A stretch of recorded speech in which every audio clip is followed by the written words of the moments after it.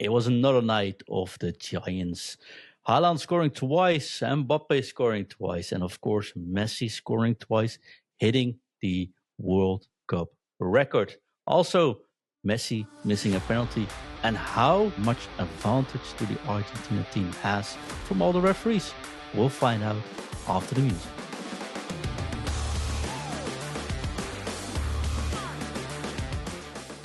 Welcome back to yet another episode of FUT in Review World Cup Daily. This is episode 22, where we will discuss day 12 of the World Cup. Of course, if you're listening to this and you want to support us, look at the links below. Buy us a cup of coffee, because we'll definitely need that with this jet lag schedule we're on currently. Or join the Patreon at patreon.com/FUTInReview. My name is John, and I'm joined by the man, the myth, the legend. He's back, Mr. Blue himself, with a blue microphone this time as well. None other than Graeme Homer. Welcome back, Graeme. How are you doing? Thanks for having me back on. I'm not bad, thanks. How about yourself? I'm quite all right. I'm getting used to this time schedule, though. Went to bed at 4:30, woke up at 7, brought the kids to school, got some breakfast in, took a wee nap, come back fully alive. There must be a consequence somewhere for no sleeping, but so far, I'm working out pretty well, though. I'm not enjoying the lack of sleep. No, me neither, to be fair. And I definitely don't like 2-hour breaks for matches, but we'll talk about that in a moment. Because let's start at the first match played yesterday. That was Argentina versus Austria. Lionel Messi missed a 9th-minute penalty, dragging it wide right, or if you're a goalkeeper, to the left side. He responded by scoring the 17th and 18th goals of his World Cup career to become the all-time leading scorer in men's World Cup history. His 38th-minute finish drew level with then surpassed Miroslav Klose's record of 16, and he added a second in the 19th minute plus 5th from a scramble in the box. Argentina won 2-0 and qualified for the round of 32. Austria has just one shot on target all game. Graeme, what are your thoughts on Argentina versus, or should I say Messi versus Austria? And I know I've got some unpopular thoughts, so I'll refrain from pointing that out after you're done. It was another game. It was a bit scrappy at times, a bit sloppy as well. Generally, if Messi wasn't on, I don't think Argentina would have won that. Just his genius, 2 moments to be in the right place, right time, and obviously do what he does. Got them the win. They got a bit lucky with a few decisions. The referees have been a bit weird this World Cup with their decision making, but it was an okay game in general. So let's start with Messi. Of course, missed the penalty. I mean, that can happen. Do you think he felt the pressure of his record while taking that penalty, or is it just unlucky? Obviously, been in his mind, I don't know, but the Austrian keeper was playing a few mind games with him beforehand that he was being very vocal, so I don't know if that maybe put him off. He didn't gamble either, keeper, by the way. He just waited. Yeah. He has had a record of not obviously scoring all his penalties, so he's not like one of these guys that you can say, oh, he's definitely going to score it. I think it was just a bad miss. I think he was just a bit too relaxed with it, to be honest. Yeah, it could be. The other thing about Messi is, we know he was actually beat after the match. Like, he can't, like, you know, those moments where you're that tired that you should talk, but you can hardly think about things. So whenever your word come out, like just with me now going on, you're like, I'm so tired, I can't hardly think and whatever. His interview after the match sort of showed that. He also played the full match, of course, this time around.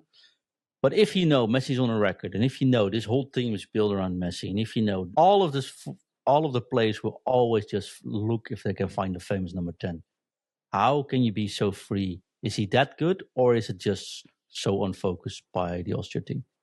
Because that was just give him a ball, he can walk in and take a shot. It's more just how good he is that we've seen that people analyse his game, and where players would run to find the space or run to keep up with the game, he's just like, I'll just hold back here for a few minutes or stroll, watch, see how it's going, and then the last minute makes that break. That's just more his talent, his ability to read and analyse the game in real time and find that pocket. Like I said, most players will rush for things where he's just like nonchalant, I'll just stroll and I'll be there. It's cool, I've got it. So, but if you've got a talent like Messi, you're always going to rely on him. Even like smaller teams, like you go and look at Rangers for Feyenoord, that you've got a star player. You're always going to rely on that guy to drag you out a hole. So you can't blame the Argentina players for not wanting arguably the greatest player or one of the greatest players to do it all for them. Yeah, well, he did definitely perform well again. 5 goals from Argentina this tournament, 5 from Messi. Out of 2 matches, I think that's a pretty cool record. I think Argentina, well, I said it before, I don't think it's a very good team, but they were compact. They were extremely aggressive. They were fighting Messi, and Messi performed. And of course, Messi showing his skill off, like in the second half especially, getting the ball, turning circles around people. Second goal was very good. Of course, he gets found, but the main thing which I want people to pay attention to whenever Messi takes a shot versus most of the other players that take a shot in this World Cup is when Messi takes a shot, he immediately runs towards his shot. He's not waiting to see if it goes in. And especially on the second goal, you saw him take that shot. He runs in right after. It bounces off, comes back at his feet, and so he can get another attempt in. I think he's one of the only players, not the only one, there's someone else. But most players you see take a shot, they look at how the shot goes, then they react towards that. He takes a shot and he runs in no matter what. I think that's something to pay attention to if you're not aware. But that definitely gave him the second goal as well, right? Yeah, again, like I said, it's not down to like chance. It's all by design, and he sees everything. Like I said, in real time, he analyzes everything so well. So, like you said, I mean, players will hit a shot and just watch, see if it goes in, run away, celebrate. Where he is like hit the shot, get in for the rebound or the follow on. Same as if everybody else take a shot. That's talent. That's not luck. That's by sheer design. Similarly, like the goal that his first goal, Amada, like everybody's like, oh, did Messi shout for it? No, Amada, you just watch him scan. He sees Messi behind him and goes, he's in a better place. So that's just talent. That's just sheer like mentality, to be able to see things that the ordinary person won't actually notice. So again, like I said, it's just sheer great play. So I mean, you get rewarded by things like that. Definitely. Do you think, or maybe I'm too critical here, that Argentina gets rewarded by referees as well? Or is it just me seeing that? No, that was an argument in the last World Cup in Qatar as well, that referees were, shall we say, lenient towards certain indiscretions by certain players, especially Messi. That a lot of people clambering in the last game where he covered his mouth, he wasn't red carded like Miguel Almiron. He stamped on, I can't remember the player's name, but he stamped to the back of his leg and there was nothing done. Martinez stamped on someone's leg now as well, very clearly. Yeah.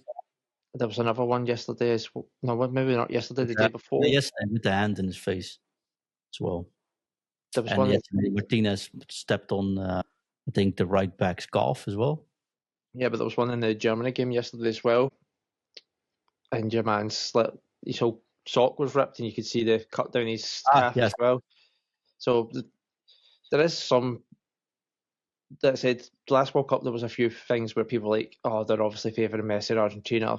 There's a few things this year or the last 2 games that if it was somebody else, you probably would see. But like I said, for balance, we have seen it in other games like the Germany game where players are stamping on the back legs and nothing's really happening. So I think poor refereeing and a little bit bias might be at play. Well, it can be unwillingly bias, right? I don't think referees have been told, hey, whatever happens, don't book Messi or don't go into that. I don't think that happens. But I do think that referees have something in the back of their mind, like if I send Messi out of this tournament for 2 matches, I might not officiate another match. And we've seen Makley, for example, last year at PSG doing it, being very harsh there and never got or 2 years ago, and never got a match in the Champions League after that again. So maybe that's some unconscious decision by referees saying, well, maybe let's not go there. Yeah, obviously this is the big thing for them. They want to referee the final, so they don't want to sour their reputation by making a decision that will be contentious and throw them out of it. Because, I mean, like, players train all year, all for the 4-year cycle to get to this point, so do the referees. So, like, it's not an intentional bias, but like, it's Messi, I'm going to let him go, hopefully get shot after the game, but be his best mate. But I think there is a bit of conscious, like, maybe it's this time of the game, it isn't that bad. Certain things, like just having that discretion, where they just go, I'll just leave it now. Because again, like I said, you want to be available for the biggest game. And if you are the one that sends a Messi off or makes the wrong decision, that puts you in a position where you're not going to get chosen. So that's a little bit biased, but I think there's a little bit of inconsistency in the rules. Let's see how it goes when they progress further. Because they will. They are true to the next round. Rightfully so. Don't get me wrong, though. I mean, this Austria was very sloppy. I think this Austria was nothing compared to 2 years ago when they were going nuts at the European Championships. And I just think that it felt a little bit unfair at times. That's all. And nothing to go against Messi because, of course, when you see him play like this, he is. And I'm a big Ronaldo fan, but he is most likely the best player we've ever seen play, right? So can't really go past that. And it comes from me as a Ronaldo fan saying that out loud. It definitely shows this week. So talk about another superstar though. France and Mbappé and Dembele and you name it, Barcola, and they're all like Olise. They were shining yesterday as well. They started off really well. What an amazing strike by Mbappé scoring the 1-0. In the end, they won 3-0, but this match had a lot going. Graeme, your thoughts on this match, which took almost 4 hours? I had to watch the second half this morning. As soon as they announced that it was going to be delayed, I was like, I'm not staying up for that. I get the safety rules. We're both big F1 fans, so we're fully aware of the rules in America when it comes to lightning, especially when it's a race day. But bit of lightning, the whole race is suspended. So I had that knowledge in my head that this could be at play. The game itself was good. France were absolutely wonderful to watch. Like some of the passing, the speed, the movement, everything was just brilliant. Yeah, I know Iraq's not the best team in the world, but I will give Iraq a lot of credit. Unlike the other teams, a lot of them were sitting back and trying to hold. I actually thought Iraq tried to push forward. They were trying to play. They did play some nice moves. They got through France quite well on the counter, which then helps the game because they're making it more open. It allows France more space. So it was a real good spectacle. Yeah, I think France was playing still on 40%, quite honestly. And just showing some details about Mbappe's goal. This one he struck with his left foot, or with his right foot. But I think the other goal he scored last match was with his other foot. He is a properly, doesn't matter which foot he gets, it strikes are equally as fast and accurate. And this was one heck of a strike. Dembele scoring. There's a couple of players I want to highlight. Do you think Olise can pass a ball with the inside of his foot, or do you think it always has to come from the outside of the foot and be just as accurate? Because that's some insane passing that man does in a match. Obviously he can. I've watched him quite a bit with Bayern. I think he just, in a game where it was quite open, where he could be fancy, and obviously they said they weren't playing at the full potential, so there was that ability to be a bit more luxury with your choice of passing and whatever, but it just shows off how good he is, where the normal player, the ordinary player, would need to be playing at 100%, and with the inside of the foot, he can just nonchalantly just flick it with the outsides, but that's just how good he is. Yeah. Is there any chance this France team won't make the final? I think there is a chance. I don't think they've been tested too much. Like you said, they're not playing at 100%. So they could get a bigger team, and you never know. But knockout football is one of these weird and wonderful things where a freak goal could put you out. So on the form, it's hard to say no, but realistically, there's every chance they could not make it as well. Yeah, I think there's so much potential in this team. There's so much, like the eagerness. It wasn't even there. They weren't playing like they were hardly breaking a sweat. It doesn't look that good if you analyze the second part of the first half or the second quarter, as we could say this year, right? I think that wasn't good play at all.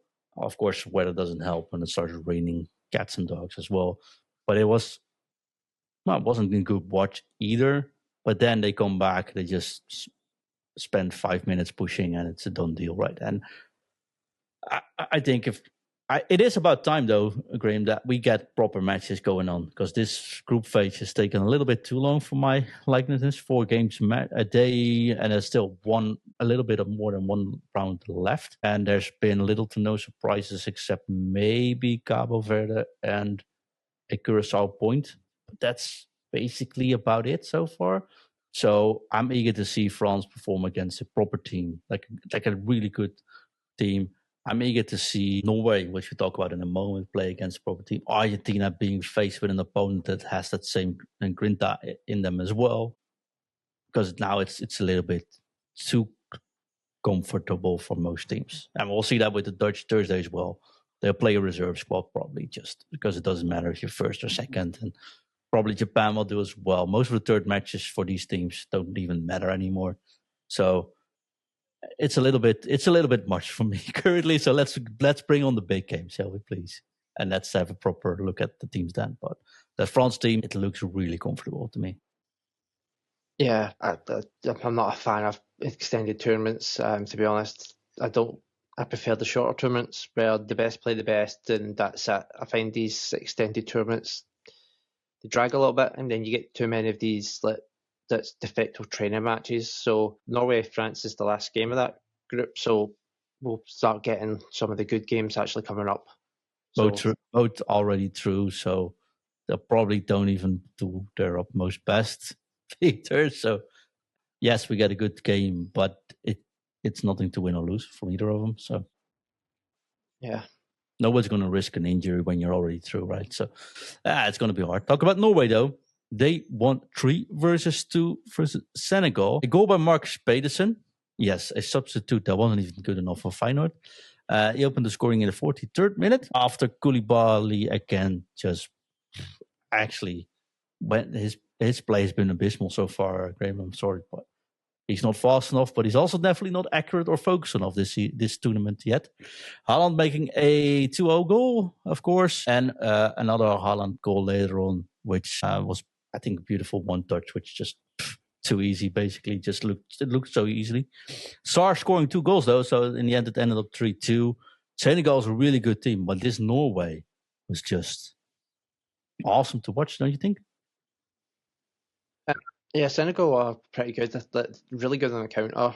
It helps when you've got people like Sarr that's fast and clinical. One of the key pivotal players for Palace, obviously doing so well under Glasner. But like you said, Norway's just a little bit above the rest. But then that obviously helps when you've got arguably the most clinical striker outside of Harry Kane and Haaland. You've got an absolute magician and Ødegaard that can unlock that first goal for Haaland. How many times would you see that pass go to the right? Because exactly, it's the easier option, but Ødegaard forces through a pinpoint. It's like a surgical blade just right through the defence. No doubt taking that shot either. Just top corner as well. Just there was no stopping either. But then when you've got a guy like Haaland there, I think you can trust yourself to, when you've got that ability to cut through a team like that, and then you know there's a guy like Haaland that's going to finish it off. You've just got that confidence and that safety net where you can try this sort of thing. So yeah, and then that's before you even start talking about guys like Nusa. I can't remember how you pronounce the other guy's name, the winger that plays for Benfica. I'm not going to attempt it, but kudos. Yeah, but you've got Oscar Bobb. The team, attacking wise, is so good. Yeah, I'm looking forward to see them progress and see how we should play. Haaland said afterwards, if we play France, we'll probably lose. We'll lose anyways. They win the tournament anyway, so it doesn't, and the match doesn't really matter.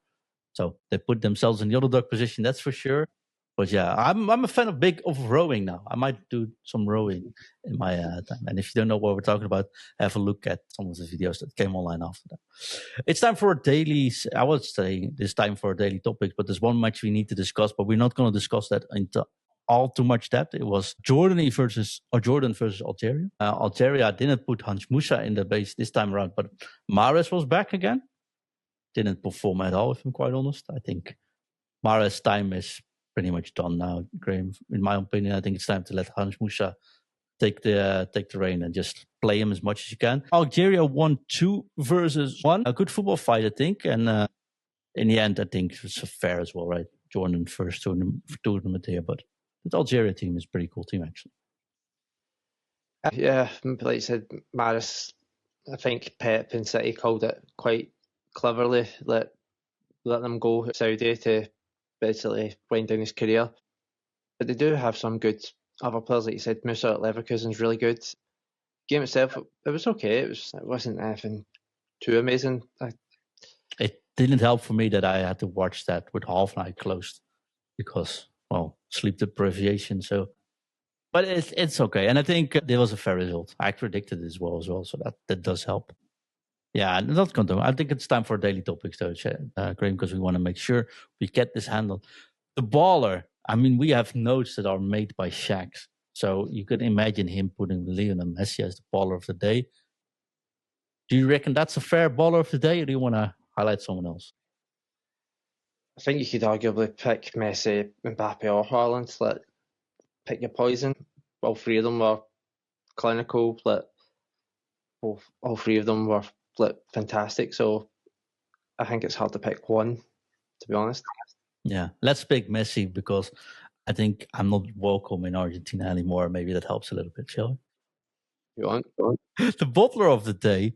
In the notes, it says Édouard Mendy from Senegal, the goalkeeper. He didn't look all that well, did he? No, wasn't great at all. I've seen a few people try to defend him with the argument that the ball this year isn't a good ball, but we get this argument every World Cup. And we see so many goalkeepers performing so tremendously well. So yeah, it wasn't great, but I don't think the ball was the reason. Like we were discussing it before we came on, a lot of the keepers this year, I find their footwork is appalling for being elite level goalkeepers.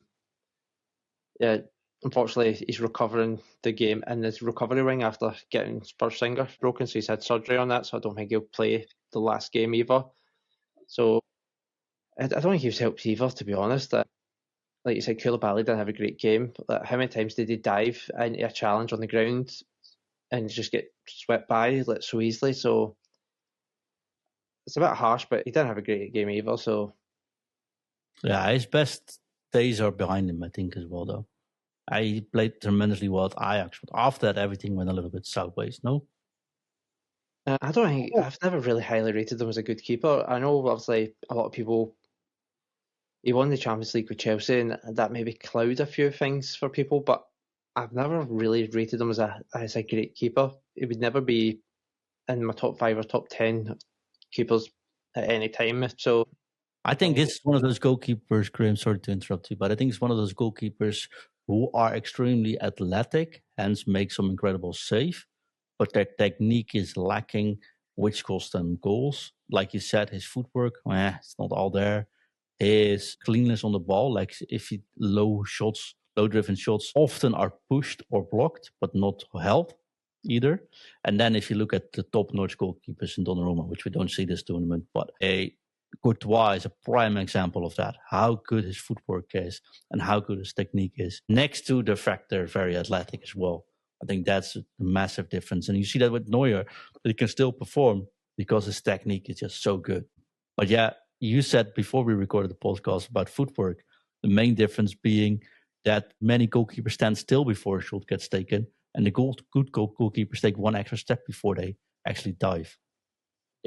That's what Algeria's goalkeeper, Lucas Zidane, I don't know how many times he was stationary. The Iraq goalkeeper from Mbappe's goal, I know he was sort of slightly blocked, but even at that, he's still standing on his toes. There was no sidestep to spring in. He just tried to spring into a save. So that's footwork's been really bad for a lot of goalkeepers. Like, it really shows the clear difference. Like you said, Qatar's probably the best keeper in the world for me.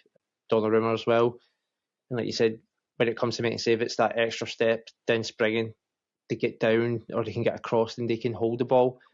Like, Mendy is one of these athletic goalkeepers. He makes the great saves for the cameras, but technique and everything, this World Cup is really showing who the good goalkeepers are and who are not, for me. True, I definitely agree. We might do goalkeeper special when we are closing the group stage off. Tomorrow we'll talk about, of course, the ratings after round 2 for the teams, 3 after loss, but not to mention, we also have the drama of the day. I think the drama of the day is the France match taking 4 hours to complete, right? Yeah.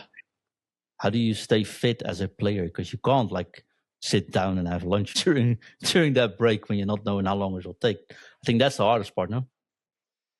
It is. Like I said, we're quite used to this with being F1 fans. I think that's what, again, it separates who's the elite and who's not the elite, obviously, especially when it comes to backroom teams. So you just got to get into the chess room, get your, the wee tabs, the electrolyte tabs, bananas, things like that. You just got to keep your energy stored up. Make sure that you're just in the catacombs. Most of the stadiums nowadays, they have a wee inside training area. So they'll be in there just doing wee warm-up drills, passing the ball, keeping sharp, keeping warm, and then get back out to get that extra 15 minutes to re-warm up properly and then get going again. So I think it's just down to elite level mentality and how to look after yourself and be ready to switch back on. Yeah, and like you said, this isn't uncommon for the US. Last year they had the World Cup football there. And I think we had several matches going over 4 hours. And I saw many people surprised yesterday, but I was surprised this was just the first to happen. I expected way worse so far. So let's knock on wood and hope this might be the only exception. It sucks, but they are extremely safe concerning lightning in the US. That goes for every single sporting event. I heard some commentators at the Dutch, or analysts saying at the Dutch broadcast, and who's going to decide when they continue? It's clear rules. If it's the storm lightning hits within 8 miles of the stadium, you take 30 minutes counter. If it hits again within those 30 minutes, we start counter from 30 minutes once again until we're clear for 30 minutes, and then we can start again until the next lightning storm hits. And this one was just unlucky because it sort of kept going over the stadium and really slowly creeping over. So it wasn't cancelled due to rain. It was delayed because of lightning storms. Just want to highlight that because there was a lot of incorrect information being sent out, I think, as well. Tonight, we have Portugal versus Uzbekistan. Can Ronaldo come back, or is he not even playing? We don't know yet. England versus Ghana. That could be an interesting match to watch. Then we have Panama versus Croatia.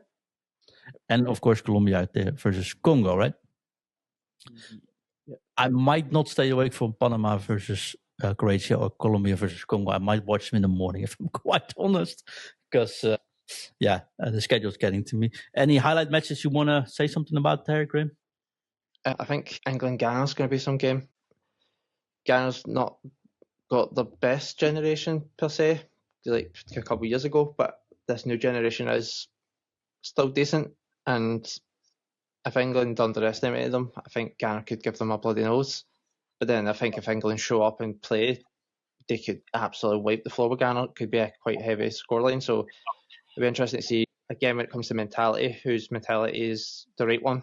Definitely. I'm looking forward to seeing Portugal play, see if they can get it themselves and play as a team, or if that whole dream collapses and our dark horse might be terminated from this tournament.